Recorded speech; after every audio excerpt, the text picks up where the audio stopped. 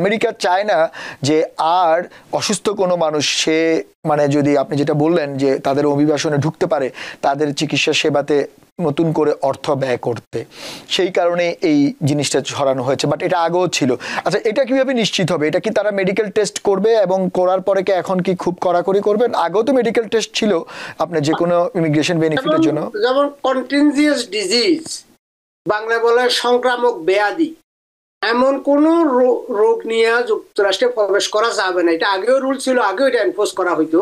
যেমন টিউবারকুলাস যদি থাকে, আপনাকে এটা কিউর না করি, অর্থাৎ এটা ভালো না হয়ে ঢুকতে পারবেন না। আচ্ছা, লং টার্ম ব্যাধি যাদের আছে, যেমন ডায়াবেটিক, হাইপারটেনশন, বিভিন্ন রকমের হার্ট ডিজিজ, যেগুলা লং টার্ম কেয়ার লাগবে, সেখানে খতিয়ে দেখা হবে এখানে যিনি ওনাকে আনছেন উনি কি তার ব্যয়ের বার বহন করতে সক্ষম হবেন কিনা।